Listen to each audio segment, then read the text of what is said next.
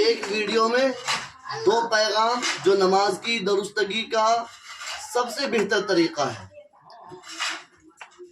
ये जो तरीका है सजदा करने का, ये गलत है। इसका अलहदा होना ज़मीन से ज़रूरी है। ये पेट से भी अलहदा होगा और ज़मीन से भी अलहदा होगा। ज़मीन से भी अलहदा रखना और पहलू से भी अलहदा रखना। अंगुष्ठ देख लीजिए, अंगुष्ठ, उंगली, ये उंगली का मिला होना चाहिए। उंगली मिला हुआ होना चाहिए और पेट से भी अलहदा हो और ज़मीन से भी अलहदा हो। इस बच्चे का देखिए, हाथ इसने बहुत पीछे रख रखा है।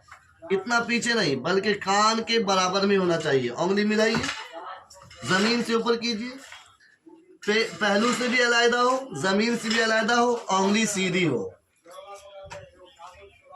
इस बच्चे को देखिए, इसका बेहतर तरीका है, ज़मीन से भी अलहदा है, पहलू से भी अलहदा है और उंगली भी ठीक है।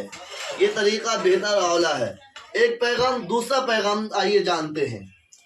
दूसरा पैगाम ये है, चलिए उठिए सजदा से। सजदा से उठने में गलतियां होती हैं।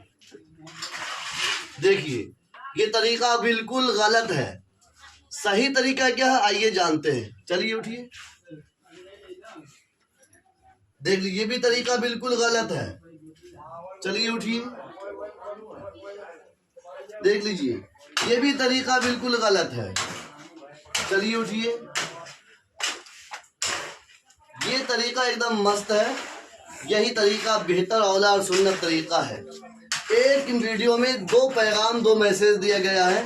इस वीडियो को ज़्यादा से ज़्यादा शेयर कीजिए ताकि हम अपने बच्चों को भी सिखा सकें और हमारे बड़े बुजुर्ग भी सीख सकें और जान सकें कि क्या नमाज में खामियां रह जाती हैं जो नमाज की खुशू व खुशू को ख़त्म कर देती है। अल्लाह हाफ़िज़।